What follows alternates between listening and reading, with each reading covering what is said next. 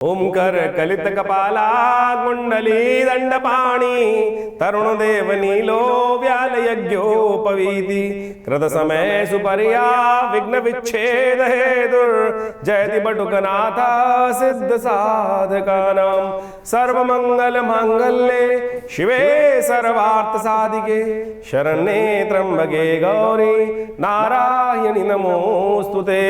नमस्कार, स्वागत है आपका आचार्य वाणी में। मैं आचार्य डॉक्टर विक्रमादित्य आपके साथ हूँ। आज का विषय है वृश्चिक राशि वालों के लिए 15 तारीख रविवार का अवसर, पूर्णिमा तिथि है उस दिन और ग्रह नक्षत्र परिवर्तन का योग बनाते दिखाई दे रहे हैं। ये सुबह समय तो अच्छा है, लाभ का योग बनना अच्छा बनता दिखाई दे रहा है, लेकिन दोपहर आते आते थोड़ा सा ग्रह परिवर्तन की तरफ जाएंगे और वो आपके मनोमस्तिष्क में दुविधा उत्पन्न कर सकते हैं।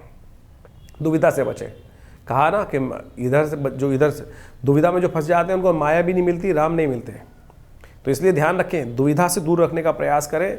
तो दुविधा में फंस जाओगे तो ना इधर के रहोगे ना उधर के रखोगे। एक मार्ग पकड़ो। बहुत सुंदर तिथि है, रविवार है, पूर्णिमा है, संक्रांति है और इन सब समस्त के साथ साथ अन्नपूर्णा जयंती भी है और दत्तात्रेय जी की जयंती भी है। बहुत सुंदर दिवस है।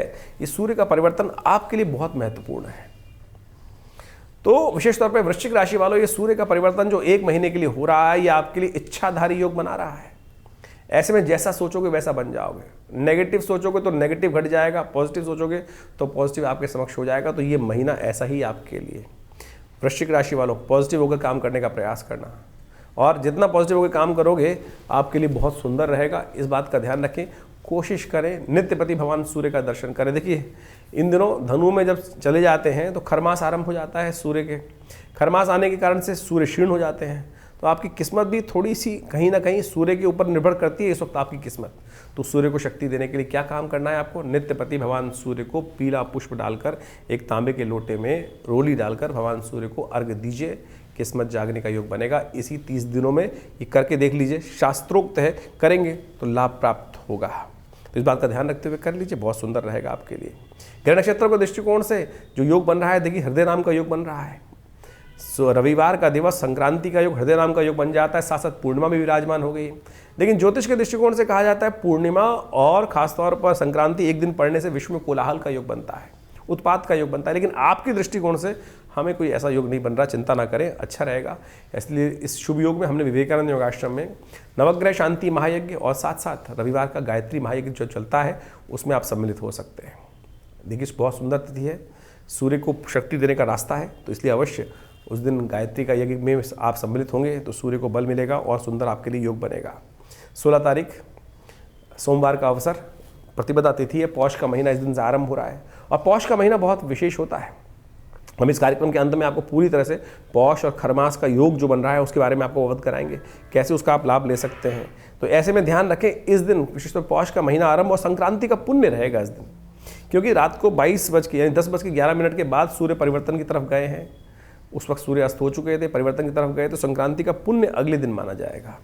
और धनु संक्रांति के दिन ग्रह योग बताते हैं कि घी का दान करना चाहिए, खिचड़ी का दान करना चाहिए और इस मास में खिचड़ी का सेवन करना चाहिए। स्वास्थ्य के दृष्टिकोण से आपके लिए अच्छा रहेगा। इस बात का ध्यान रखते हुए कार्य करेंगे तो बहुत अच्छा रहेगा। दिसंबर का मध्यकाल जो है, विशेष तौर पर आपने भी समझा कि ग्रहों का योग किस प्रकार का बन रहा है। कई ग्रहों का परिवर्तन का योग बन रहा है और इस बार संक्रांति और पूर्णिमा दोनों के दोनों विशेष तौर पर योग बना रहे हैं एक विशेष प्रकार का। देखिए, विश्व के दृष्टिकोण से योग अच्छा नहीं माना जाता। पूर्णिमा और संक्रांति यदि एक दिन पड़े तो कोलाहल का योग बनता है, शास्त्र के दृष्टिकोण से कहा गया है इस प्रकार से। और विश्व में आप देख ही रहे हैं किस प्रकार का योग बना हुआ है। साथ साथ इस बार जो वक्र गति से चलते हुए बुध मार्गी हो रहे हैं, वो विशेष तौर का योग एक और बनाने का स्थिति उत्पन्न कर रहे हैं कि जो मार्केट, जो शेयर मार्केट इत्यादि में जो कार्य करते हैं, वो ध्यान रखने का कार्य करना चाहिए उनको कि मार्केट का रुख एकदम पलट सकता है, यानी एकदम कुछ ऊपर नीचे होने का योग बन सकता है। खासतौर पर आपको उसका ध्यान रखना चाहिए। इसके साथ साथ तेजी का रुख लगातार जो बनता दिखाई दे रहा है। शनि और शुक्र पर मंगल की दृष्टि जो पड़ रही है वो विशेष तौर पर कहीं ना कहीं परिवर्तन का योग बहुत बना रही है। तेजी बाजार में रह सकती है और इस तेजी में रहते हुए जब ये परिवर्तन का योग बनेगा, विशेष तौर पर जो बुध हैं वो मार्गी, जो वक्री मार्गी होने का योग बनाएंगे, वक्र गति से मार्गी की तरफ जाएंगे, तो ये खास तौर पर रुख पलट सकता है। तो ऐसे में ध्यान रखते हुए कार्य करने की जरूरत है। देखिए, समय को पहचानने की आवश्यकता है और ऐसे में पौष का महीना जो है वो विशेष तौर पर आरंभ हो ही रहा है दिसंबर के मध्यकाल के अंदर। तो पौष का महीना अपने आप में बहुत विशेष माना जाता है। कहा जाता है कि पौष का महीना जो है वो एक तरह से विशेष तौर पर छोटा पितृपक्ष माना जाता है। इस मास में विशेष तौर पर इस बार जो योग बन रहा है, खर मास भी साथ साथ आरंभ हो गया है। तो ऐसे में विशेष तौर पर ध्यान रखने का प्रयास करना चाहिए। हमारे शास्त्र के दृष्टिकोण से कहा जाता है कि इस पौष के महीने में कोई भी शुभ कार्य नहीं करना चाहिए। जो विशेष तौर पर शुभ कार्य किए जाते हैं, विवाह इत्यादि, मुहूर्त इत्यादि, मकान का मुहूर्त, देव प्रतिष्ठा इत्यादि, ये सब पौष मास के अंदर निषेध हो जाती हैं। केवल यज्ञ इत्यादि करने के लिए, भगवान का स्मरण करने के लिए सबसे श्रेष्ठ महीना माना जाता है पौष का महीना। प्राचीन काल में कहा जाता था कि पौष के अंदर सबसे ज़्यादा यज्ञ जो होते हैं, बड़े बड़ी कथाएं जो होती हैं, वो इसी पक्ष में विशेष तौर पर इसी पौष के महीने में हो जाती है। और इस बार तो पौष और खर जो मास है वो संयुक्त रूप में है। देखिए, खर का महीना मतलब आमतौर पे कथाएं तो बड़ी विचित्र चलती हैं। खर मास जो है विशेष तौर पर जब सूर्य जो है वो बृहस्पति की राशि में आ जाते हैं, 2 बार इस प्रकार का योग बनता है। एक तो 15 दिसंबर के आसपास से लेकर 13-14 जनवरी तक के बीच में जो मुहूर्त बनता है, जब मकर राशि में सूर्य प्रवेश कर जाते हैं। जो कथा चलती है तो बड़ी विचित्र है कि सूर्य के जो घोड़ों की जगह कुछ और, उनकी जगह जो पौराणिक कथाएं हैं, लेकिन उस पौराणिक कथा का अर्थ कुछ और निकलता है। वो विशेष तौर पर समझने का प्रयास करना चाहिए। खर का मतलब वहाँ पर केवल उस शाब्दिक रूप में ना ले कि उन्होंने अश्व की जगह कुछ और खर को वहाँ पे उसके साथ जोत दिया और अश्व थक गए थे। मूल कारण क्या है? हमारे यहाँ ग्रहों की बल देखा जाता है कि कौन से ग्रह का, बृहस्पति का, शुक्र का, इन तमाम सूर्य इत्यादि का बल कब है। यदि आप ऑर्बिट की तरफ से ध्यान दें तो क्या होता क्या है, सूर्य जो है उस ऑर्बिट में चलते चलते सबसे शॉर्टेस्ट ऑर्बिट में चले जाते हैं। और ये राशि जो धनु राशि में जब सूर्य प्रवेश करते हैं तो सबसे छोटा ऑर्बिट हो जाता है। और इन दिनों क्या होती है, रातें बड़ी हो जाती हैं, दिन छोटे हो जाते हैं, यानी सूर्य का बल विशेष तौर पे कमजोर की कम स्थिति में आ जाता है। तो इसलिए कहा जाता है कि पुण्य बढ़ाने के लिए सूर्य किसके मालिक हैं? आत्मा के मालिक हैं। सूर्य कीर्ति के मालिक है, यश के मालिक है, और विशेष तौर पर कई प्रकार के संबंध को बढ़ाते हैं। और इस संसार का जो औचित्य है वो सूर्य के कारण ही है। और सूर्य जब सबसे छोटे पेरिफेरल के अंदर आ जाते हैं तो बहुत कम देर के लिए दिखते हैं। तो इसीलिए कहा जाता है कि सूर्य का बल कमजोर है। इसीलिए शुभ कार्यों को करते वक्त आत्मा का जो उत्थान की तरफ योग बनता है वो कहीं ना कहीं थोड़ा कमजोर रहता है। तो इसलिए इन सब कार्यों के लिए इसमें रोक लगाने का प्रयास किया था। पौष महीने के अंदर बहुत सारे शुभ कार्य शास्त्र में वर्णित है। सूर्य की उपासना करने का हमें यथाउचित भाव से प्रयास करना चाहिए। नित्य प्रति सूर्य को जल देना चाहिए। सूर्य की रोशनी में थोड़ी देर बैठने का प्रयास करना चाहिए। उससे जीवन में सुख, समृद्धि, कीर्ति तो प्राप्त होती ही है, लेकिन साथ साथ व्यक्ति दीर्घायु भी बनता है। और आज मॉडर्न साइंस उसको बहुत अच्छे से प्रतिपादित करती दिखाई दे रही। जो भारतीय सिद्धांत आदि प्राचीन काल से विकसित हैं वो कहीं भी विज्ञान से परे नहीं है। विशेष तौर पर भगवान सूर्य की उपासना, रविवार का व्रत।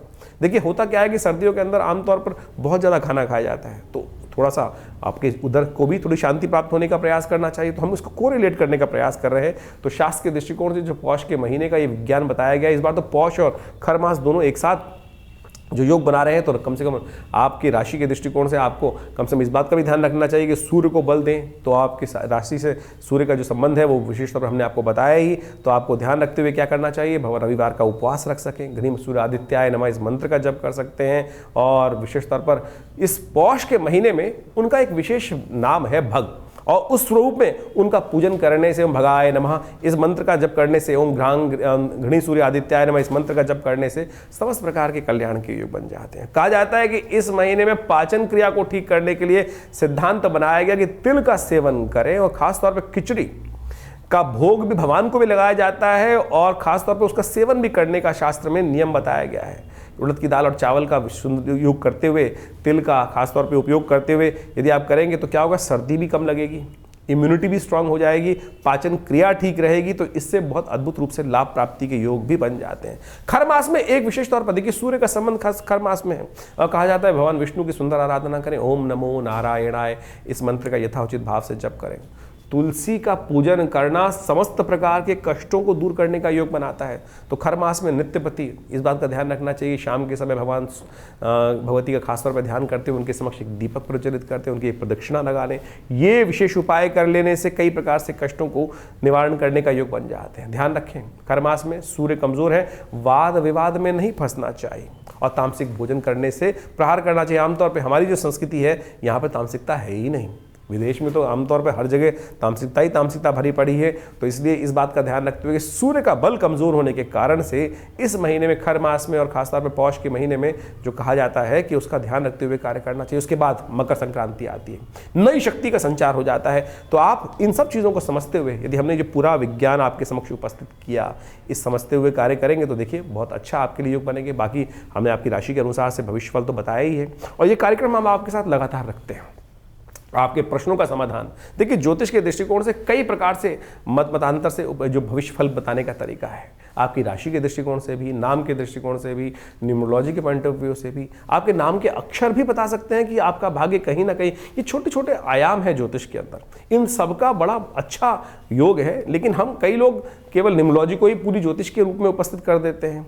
तो ज्योतिष की जो गणनाएं हैं, जो हमारे विशेष तौर पर गणनाशास्त्र के अनुसार से जो बताया गया है, ग्रहों की योग इत्यादि के संबंध में बताया जाता है, उसका तो वर्णन किया ही नहीं जा सकता। लेकिन बाकी छोटी छोटी चीज़ें बहुत अच्छी हैं, महत्वपूर्ण हैं, उनका भी सहयोग लेते हुए हम आपके साथ लगातार बने रहते हैं और बहुत सारी लगातार वीडियोस आपके समक्ष उपस्थित करते रहते हैं। हमारा आश्रम दिल्ली में इस सब चीज़ों में बहुत अच्छा शोध कार्य पिछले करीब 50-60 सालों से कर ही रहा है। आचार्य श्री केशव देव जी महाराज के सानिध्य में हमने भी समस्त शिक्षा दीक्षा ग्रहण करने का प्रयास किया और बाल्यकाल से पिताजी के सानिध्य में रहते हुए बहुत सारे शोध करने का अवसर मिला, चाहे वो मुद्रा विज्ञान हो, चाहे वो भारतीय संस्कृति के संबंध में और भी बहुत सारे मंत्र विज्ञान, यज्ञ विज्ञान, और उन्हीं सब में हमने पूरे विश्वास के साथ सीखा, समझा।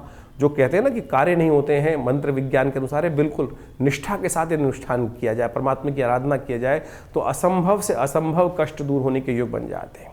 भार, बस समस्या यह है कि ज्योतिष विज्ञान के माध्यम से ये समझा जा सकता है कि कितना बड़ा भार है और उसको उतारने के लिए दूसरे पलड़े में कितना भार रखना है। कर्म का यदि उतना भार, आपके दुर्भाग्य की तरफ जितना भाग्य है उसको उतारने के लिए उसके बराबर का पलड़ा भारी कर दिया जाए शुभ कर्मों से, तो वो कष्ट निवारण हो जाते हैं। चाहे वो स्वास्थ्य के संबंध में महामृत्युंजय मंत्र का अनुष्ठान हो, चाहे वो शत्रुओं पर विजय प्राप्त करने के लिए बगलामुखी इत्यादि माँ भगवती महाकाली के अनुष्ठान हो, हमने करके देखे हैं।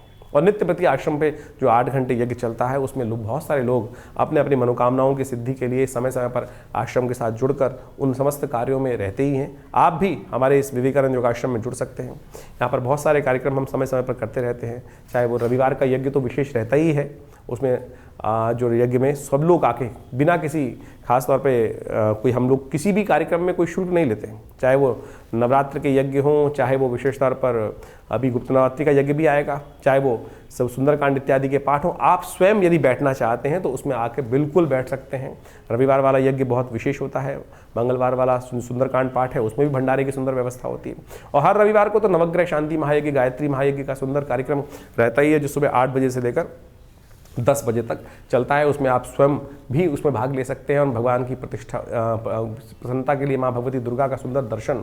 जी हाँ, हमने कई बार आपको बताया है कि माँ भगवती दुर्गा का शिव विग्रह जो आश्रम पर विराजमान है, वो 1947 में मुल्तान से हमारा सौभाग्य था कि वो भगवती हमारे घर पर पधारी, हमारे आश्रम पर पधारी, और आज उनका बड़ा दिव्य मंदिर आश्रम पर विराजमान है। उनका दर्शन कर कर आप अपने भाग्य को जगा सकते हैं, चमका सकते हैं और आगे बढ़ने के सुंदर योग बना सकते हैं और लगातार इन सब कार्यक्रमों में जुड़ सकते हैं। हाँ, बहुत सारे लोग प्रश्न करते हैं, हमारे पास लगातार लोगों के फ़ोन आते रहते हैं और बहुत सारे लोग जानना चाहते हैं अपने भविष्य के बारे में। तो उसके लिए आप हमारे नंबर्स पर व्हाट्सअप करिए, हम प्रयास करेंगे उन सब प्रश्नों का। देखिए टाइम लग सकता है, बहुत सारे लोगों को बहुत जल्दी लेना होता है, बात करनी होती है, तो उसके लिए अपॉइंटमेंट्स भी ले सकते हैं, चिंता ना करें। लेकिन यदि आप कुछ भी जानना चाहते हैं तो व्हाट्सएप के माध्यम से आप अपने प्रश्नों को हमें भेजने का प्रयास करें। व्हाट्सएप के माध्यम से अवश्य हम उन प्रश्नों का निदान समय पर देने का प्रयास करेंगे। और साथ साथ यदि आपके पास जन्मपत्री नहीं है, बहुत सारे लोगों का प्रश्न ये आ रहा है आजकल कि हमारे पास जन्मपत्री नहीं है, तो कोई बात नहीं, आपके हाथ का रेखा चित्र जो है आप व्हाट्सएप पे भेज सकते हैं, दोनों हाथ का रेखा चित्र, उस पर अपने नाम, अपनी आयु, अपने प्रश्न हमें भेजेंगे तो हम अवश्य जल्दी से जल्दी आपके प्रश्नों का निदान देने का प्रयास कर सकते हैं। हाँ, इसमें टाइम लग सकता है, थोड़ा टाइम लग सकता है, क्योंकि बहुत सारे लोगों के प्रश्न हमारे इस चैनल के माध्यम से हमारे साथ जो जुड़ते हैं वो आ रहे हैं और इस चैनल का विस्तार बहुत अच्छी गति से हो रहा है। जो आप सबका हमको साथ मिल रहा है, सहयोग मिल रहा है, उसके लिए हम बहुत विशेष तौर पर हृदय से आप सबका धन्यवाद देते हैं और प्रयास कर रहे हैं कि इन सब भारतीय संस्कृति के संबंध में, अभी हमने मुद्राओं के संबंध में कुछ वीडियोस निकाले थे, तो आप जो विशेष तौर पर इस समय चल रहा है सूर्य को शक्ति देने के लिए इस मुद्रा का नित्य प्रति प्रयोग करें। ये जो रिंग फिंगर जिसे कहा जाता है, सूर्य की उंगली है। सूर्य जैसे हमने कहा अभी आपको निस्तेज हो जाते हैं, कमज़ोर हो जाते हैं, क्षीणस्थ अपने जो चक्र में सबसे शॉर्टेस्ट ऑर्बिट में रहते हैं इस समय में, तो उसको ठीक करने के लिए ये मुद्रा बहुत ज़बरदस्त ताकत देगी। आपकी आत्मा का साक्षात स्वरूप सूर्य माने जाते हैं, तो उसको ठीक करने के लिए ये सूर्य मुद्रा सबसे रिंग फिंगर को अंगुष्ठ के अग्रभाग से लगा देने से ये सूर्य मुद्रा बनती है। इसका नित्य प्रति प्रयोग कम से कम दिन में 5-5 मिनट करके 45 मिनट यदि प्रयोग करेंगे तो नहीं आवश्यकता पड़ेगी आपको कोई नग पहनने की, कोई और कार्य करने की। यही शरीर के स्विच जो है आपके बहुत से कष्टों को दूर करने का योग बना सकते हैं। अभी बहुत जल्दी नववर्ष आ रहा है। नववर्ष आपके लिए कैसा रहेगा उसके लिए हमने एक पूरा वीडियो आपके साथ रखा है और उसमें पूरी तरह से ग्रहों की अवस्थाएं किस प्रकार की हैं, क्या है, वो सब हम आपको बताने का उसमें प्रयास किया है हमने, और आप लगातार हमारे साथ जुड़ सकते हैं। बहुत सारे लोग एक बात और समझ रहे, हमारे नाम से बहुत सारे लोग कई बार कहते हैं कि हमने आचार्य जी को जन्मपत्री दिखा के हम फ़ोन में बात करिए, अपॉइंटमेंट लेके बात करेंगे तो बहुत अच्छा रहेगा। हमारे आश्रम से कोई ऐसा पैसे का डिमांड नहीं किया जाता है, और यदि कोई हमारे नाम से आपसे बात करने का प्रयास कर रहा है, आपको फ़ोन कर रहा है, कम से कम मैं तो किसी को फ़ोन नहीं करता, ये तो मैंने बहुत मित्रगण हैं उनके साथ बात होती है, लेकिन किसी भी व्यक्ति को मैं फ़ोन करके ये नहीं कहता कि आप मुझसे कभी, मैं किसी व्यक्ति को जो जिनसे जान पहचान नहीं है उनको शायद फ़ोन कभी नहीं करूँगा। तो इस बात का भी ध्यान रखें। तो आपको एक केवल सूचना के लिए, आज समय जो है बड़े विचित्र दौर में जा रहा है, हर रोज़ नई नई खबरें आती रहती हैं, लोग के साथ साथ कई प्रकार की समस्याएं उत्पन्न होने के योग बनते हैं। हम जिस कार्य में हैं, जिस आश्रम को चलाते हैं दिल्ली में विवेकानंद योगाश्रम, वो सबकी सेवा के लिए है। तो इस प्रकार के किसी भी जो आज गलत कार्य हो रहे हैं उनसे आपको बचने का प्रयास करना चाहिए। जन सेवा के लिए, जन सूचना के लिए हमने ये बात अंतिम में आपके पास रख दी है। आशा है आप समझेंगे और गलत लोगों से बचने का प्रयास करेंगे। धन्यवाद, नमस्कार।